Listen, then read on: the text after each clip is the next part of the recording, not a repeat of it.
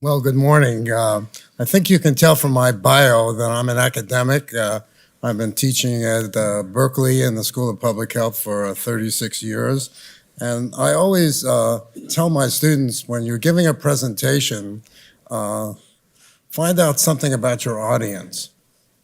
So I'm assuming that the people in this room are in two categories. You're either a healthcare junkie or you're someone who couldn't get an earlier flight. So all those who couldn't get their flight, raise your hand. No, just kidding. So you'll see a blend of an academic here and also a policy wonk. And my wife is also in the audience. She gave me the usual advice. She said, speak up. I'm going to try to do that, keep my energy level up, and be bold. So I'm going to be bold at the very beginning, and my goal in 20 minutes or less is to have you think about the healthcare system in a way that you didn't come into this room thinking about. I'm going to show you a totally different healthcare system and how the markets operate that has changed the entire healthcare landscape in the United States, and I'll also focus on how it's changed California, because I know a lot about that. So that's my big, bold statement. You're going to walk out of here having stayed to the last session to learn that the healthcare system that you thought was functioning is no longer that healthcare system. So that's my bold challenge. Let's see if I can do that. So this is the academic side of me. I apologize for that. So this is what I'm going to actually speak to you about. I'm going to give you what I think is the most comprehensive and updated evidence on consolidation. Consolidation is extremely important in the healthcare system. Our new governor here in California gave the State of the State address just about a week ago. And he said he's going to work on three things. One is universal coverage. Second is pharmaceutical pricing. And third was consolidation. What he's going to do in consolidation, we have no idea, but that's his platform. At the federal level, you might understand that the Department of Justice and the Federal Trade Commission have been holding hearings since September to try to come up with a new strategy and a new regulatory framework to think about consolidation generally in the economy, which is happening outside the healthcare system, but also in the healthcare system, because this is dramatically changing the entire country and the functioning of all markets. So this is just not about healthcare, but of course I want to talk about healthcare. So I'll give you some idea about why I think this change is happening. And I'm going to function on the vertical part of it, because the horizontal part of it is pretty much done. And I'll get into what horizontal and vertical mean, but I think you probably do know. I've been chairing and directing the Petra Center at Berkeley, and we're actually run on funds we received over 20 years ago, an endowment from the Attorney General's office to study healthcare markets and consumer welfare. So if you click on petras.org, you can find an amazing amount of studies, data, everything I'm going to show you. It's all publicly available. This is not a private firm. And then at the end, I'll make some comments about some notable large vertical stories, partly because I was heavily involved in one. And since it's been recently decided by the Federal Trade Commission, Department of Justice, I can actually tell you that. And also, we can talk about why I think, or I'll give you some views about why I think it turned out the way it turned out. And then at the end, I'll give you just a word or two about where I think the healthcare system is going, and some of the pitfalls along the way. So anyhow, that's what I hope to do. There's going to be a lot of data and charts. I'm going to go through them relatively quickly, but I do want to show you those. So first, on the horizontal side, Horizontal obviously means that a hospital buys a hospital, or an insurance company buys an insurance company, or a physician group buys other physicians. And we measure it on the vertical side. You can see that if you could turn your head like this, it says HHI. That's an index used. I'm not going to get into the technical part of it, but it's fairly simple, and the calculation goes from 0 to a maximum of 10,000. And what you should keep in mind is the guidelines that are in stone in Washington and used by states as well say that any industry that has a concentration ratio of over 2,500, any other increase in that rate is presumed to be anti-competitive and will raise price. You don't have to study it. The presumption is that's the case. And so what you can see here is that basically now that primary care is hit, that all of these markets are at that range now. Of course, the hospital market, the most concentrated, and the little numbers to the right are just the percentage increases from 2010 to 2016. You can see the rapid increase in the specialists. The insurer is basically flat because it was so concentrated around 3,000, and primary care has now hit that. So in theory, any additional increase in these concentration ratios is presumed by the court and the regulators to be anti-competitive. Now, every situation is different. It doesn't mean it's a slam dunk. You still have to go to court. There are mitigating things to think about. And in antitrust, it's a balancing act. So the fact that something would cause prices to go up doesn't necessarily mean it's bad if also quality or efficiency goes up. So it's a balance between looking at quality and efficiency and looking at the price. So when a hospital system wants to buy a hospital, they'll say, we're going to make things better for this hospital. And we're going to make things better for the people treated in this hospital. And if they can prove that, and quality goes up and efficiency goes up, even though price might go up, it's up then to the regulators to think, what's the balance? So being big, as you pointed out, Sam, is not always bad.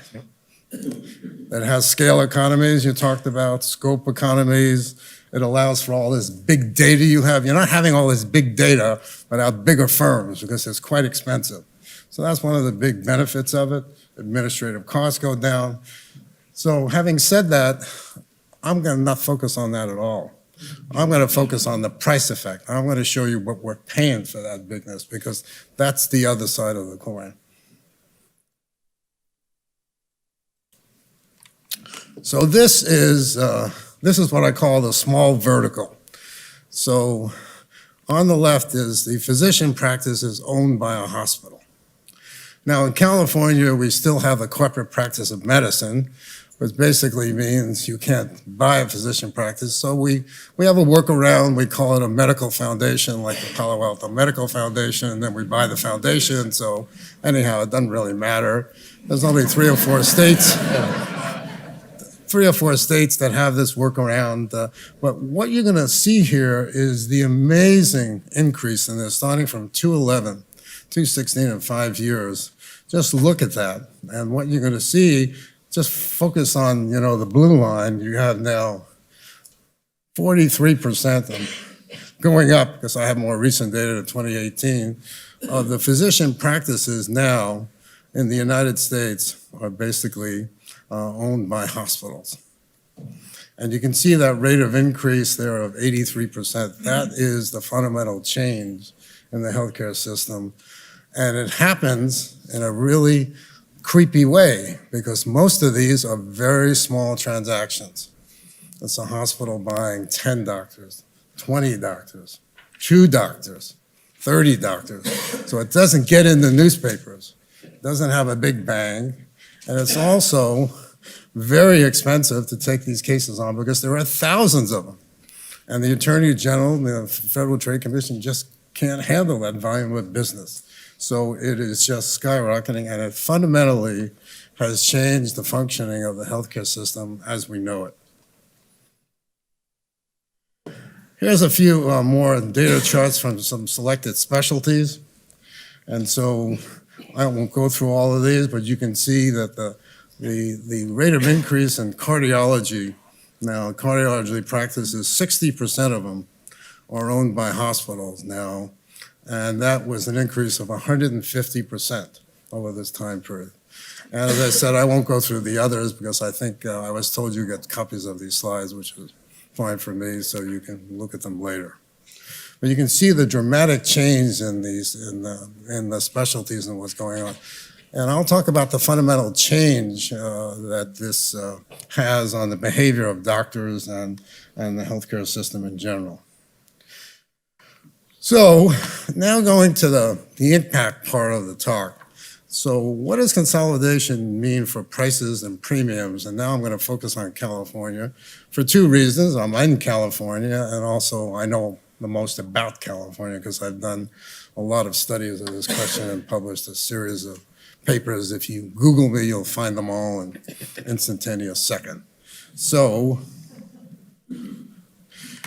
here's one thing about California. So this is a map, and this map gives you an idea. It's color-coded, and as the color gets darker, the prices are the highest. This is the ratio of the average state price to national prices. So this is your relative price compared to the average in the country, right? So you can be above or below it, right? The average. Look at California. It's absolutely dark. So what that means is California has literally the highest prices. And in the country, there are other states that are up there too, like Massachusetts. So here's some recent analysis of the market scan data that we did at the Petro Center. And I just picked out some of the big business items for hospitals. You know, they make a lot of money off of babies, and that's a big business, as we all know. So this is new information. First time I'm presenting it out there is that's the price of delivering a vaginal delivery and then a C-section. And you can see it's now $11,000 in 2016. But the key point is in California is 56% above the national average, 56%. That's a lot. That's a lot. C-sections are 65% higher in 2016 in California. That's a lot. And, joint replacement, 24%. So yes, we're getting big data, we're integrating, but we're paying a hell of a price for it. And somebody has to decide, there has to be a grown-up in the room to say that all this big data and all the magical stuff you've heard on these panels, and particularly the last one, is worth this price increase, and who's going to pay it? Because the answer is all of us are going to pay it. So this is similar data, but here it's the data for California. Actually, California follows a similar trend. The rates of increase actually a little bit slower than the nation as a whole, partly because it started at a higher level to begin with, because we have a very integrated system in California, and so the rates of increase obviously are a little bit slower. But you can see more or less it's over that 40% mark. And clearly, in the next few years, more than half the doctors in the United States are going to be owned by hospitals. And in some specialties, it's going to get much, much higher, the 70 or 80% range. You can see that changes the dynamic and the economics of that model. So here's a map of California. And this is from a paper that I published in a journal, Health Affairs, this last September. And I called it the hotspot analysis, so not to dig too far into detail, but it's coded from 0 to 6, and what I did was I looked at every county, there's 58 in California, and I said, on all the vertical measures and the horizontal measures, are you over the 2,500 cut point? Remember, I told you that meant the market was presumed to be anti-competitive. And if you got a 6, you were above those on all of those measures, all of them. So without going into individual counties, one thing that's clear, there's a lot more red and orange, white orange, in the north of California, right? Can everybody see that? This is not a big empirical question. Anybody who's missing that, raise their hand. I'll go over it again. Okay, we all got that. So the question is, what does that mean? Well, it means a lot of things, but it means that's a very, very heavily concentrated part of the state. So let's take a simple look at it. First, to tell you that I would not be a card-carrying economist if I didn't have some regression analysis, right? I mean, I can't do a talk without this. So this is the simplest one I could come up with. So on the vertical here is the price, and this is for heart attack. And those are the counties that we had data on. And then along the line is hospital HHIs. Remember, that's the measure of concentration that I talked about, which goes from 0 to 10,000. Remember the 2,500. So what do you see? You see this positive relationship, and as the concentration ratio goes up, the price goes up. You see that dramatically. So what you're seeing is this concentration is clearly increasing the prices of what we're paying for services. So if you think I randomly picked one, there is heart muscle disease, same story. Why do you have that San Francisco thing up there? Well, that's the impact of Silicon Valley.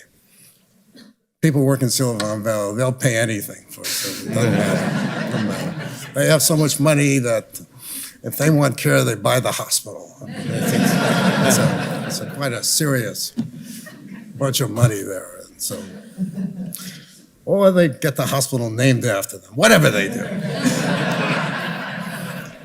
So there's San Francisco. You know where San Mateo is, you know what that's representing, of course, Silicon Valley. So that's basically the storyline. But you can see the concentration ratios, but in that case, they're even off the line because there's something else in addition to concentration going on. So then I looked at premiums, and the reason I looked at the ACA premiums is because that premium information is readily available to researchers. A lot of the premium information on individual insurers and a lot is not so available, and there's lots of different insurers. So this is the benchmark premium that you'd pay in the ACA market. It's not bad, it's the monthly premium. Doesn't really matter. On the left is that monthly premium, but what you see is the same story. So it's not only on prices, but it's also on premiums. More concentrated the market is, the higher the premiums are, and there's a significant difference between a premium for the same product, by the way, this is exactly the same silver plan, right, in the ACA. In San Diego is $300, and by the time you get up to the North Bay and Northern, and that has a concentration ratio of 1,500, and you get to one to 3,500, in the North Bay, the price goes from $300 to $400 a month. That's a lot. That's a lot on premiums. So you can see the enormous impact of this market consolidation has not only on prices, but also on premiums. So, in the papers that you can get on the Petra Center, I added all these prices up and I said, well, let's just see in general what the north looks like versus the south part of California. And I input adjusted these, which means I took into account the fact that things were more expensive in Northern California, and there's ways of doing it using the Medicare price index and other kinds of things. Trust me, I did it right. So it's not the fact that things are more expensive now in the North, because they are. Real estate's more expensive, wages. I took that into account. And after doing that, the inpatient prices in the North are 30% higher in Northern California than Southern California. So when I put this piece out, it was with a joint press conference with the Attorney General. And you can find that on the website. That was on Monday. On Friday, he joined the suit against the Sutter healthcare system based on this kind of evidence. So that suit had been sitting there. There's been a private suit going on for years, but now the Attorney General is involved in that suit. So it's this kind of evidence on prices and markets that eventually move people off the dime when you could say this is the consumer impact that's happening in the northern part of the state. Now, for outpatient prices, it's 13% higher, which is a chunk of change as well. And the premiums are more or less 10% higher in the north. So you can see the enormous impact of this consolidation on California, and we're also now studying this in other parts of the country. So the question goes, why is there so much of this vertical integration? I want to focus on the vertical part. Well, part of it is there has been a push, as we well know, to ACOs. It was part of the Affordable Care Act.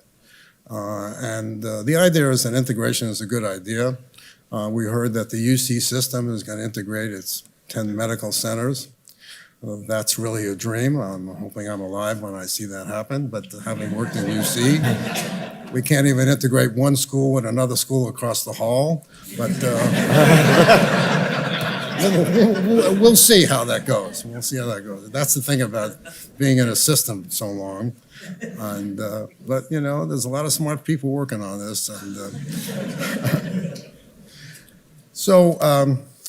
The hospitals are acquiring from these physician practices, I think primarily to capture their referral networks. So what you can see in the Bay Area, for example, it's strange to see that you can have a clinic called the Stanford Primary Care or Pediatric Clinic, literally in the Bay Area and next to Berkeley. And you can see UCSF buying hospitals in Marin County. So the markets just are not where you are, but wherever you think there's a sweet spot, and basically you want the referrals. So, but what else happens instantaneously when you buy a physician practice? First thing that happens is you're able to bill a facility fee. What's a facility fee? Some of you know because you're healthcare wonks here. It means that Medicare says you can now bill some of the overhead of the hospital, and you put it right in the fee. So 25% of this increase in prices that I'm talking about simply is this facility fee. It happens the next day. Happens the next day. Is that illegal? No. Other payers, they pay it too. Medicare pays it, the commercial pays it. Second thing that happens, also not illegal. The brand name. All of a sudden you're a physician practice, but now you're a Stanford physician practice, or a UCSF physician practice, or a Partners physician practice.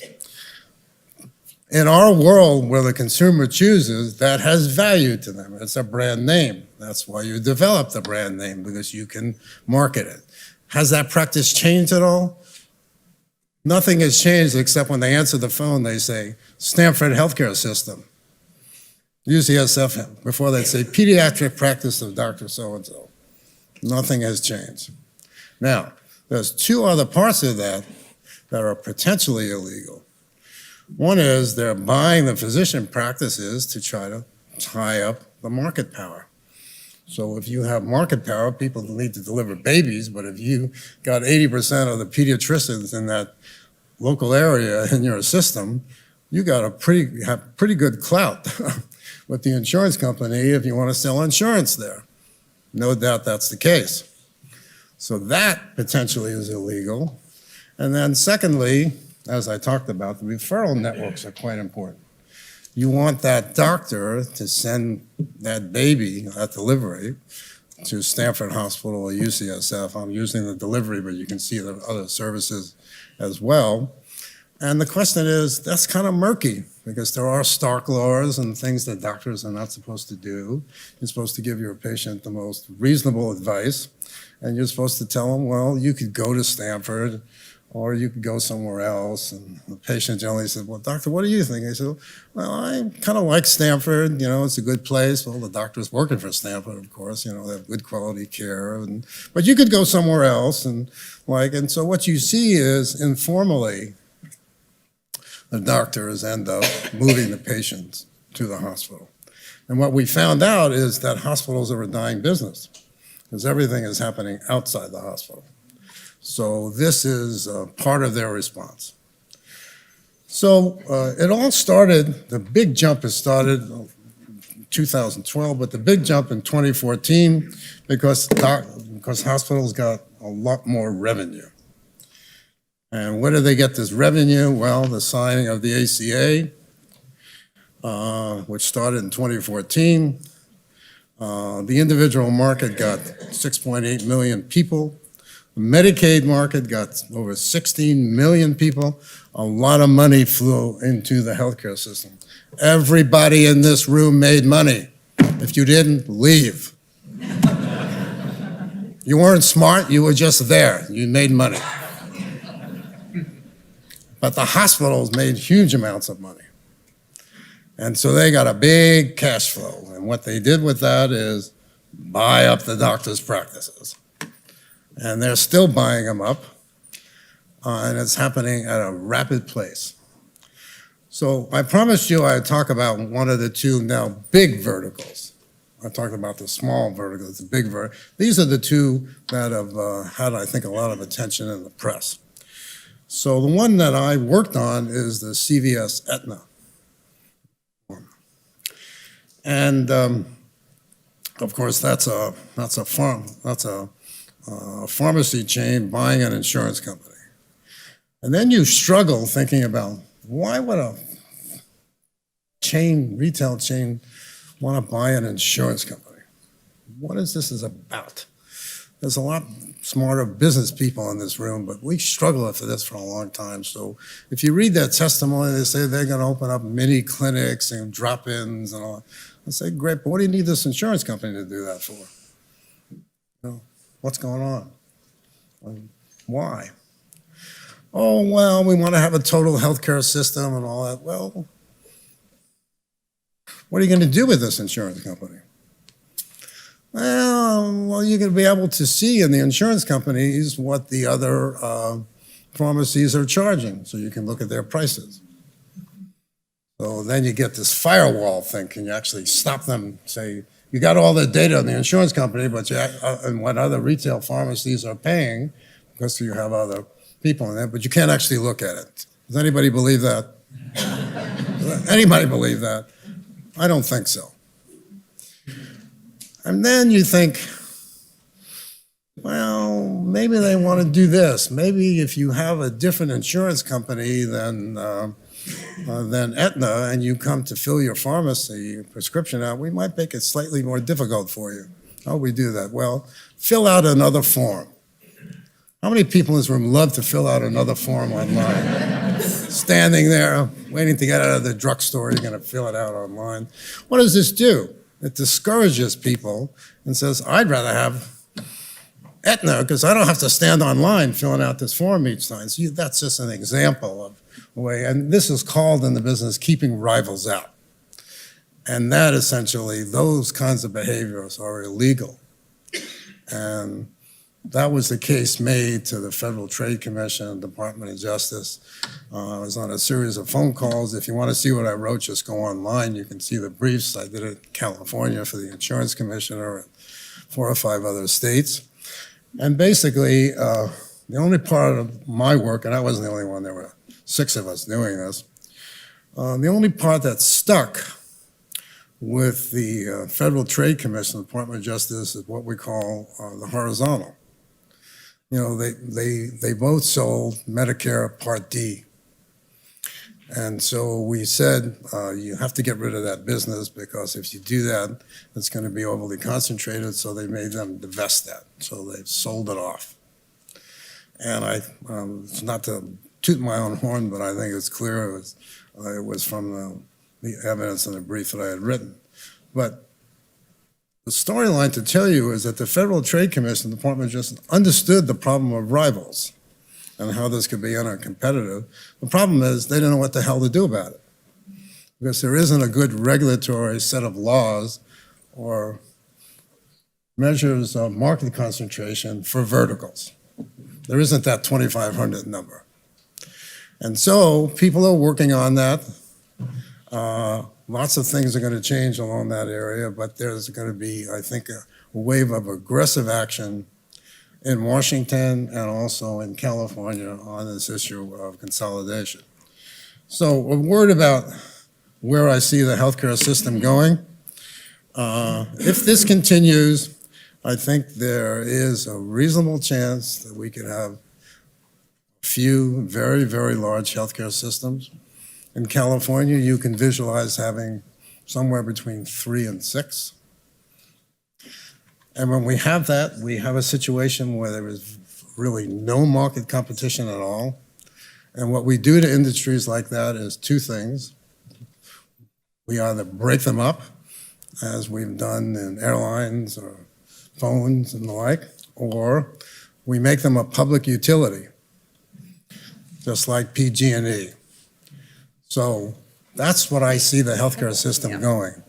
And whether they're going to try to break them up somehow or whether they're going to make them a public utility, the forces and the trends of this market will not allow the healthcare system to be competitive, and you will not get value for dollar in the way things are going in our healthcare system today. Thank you very much.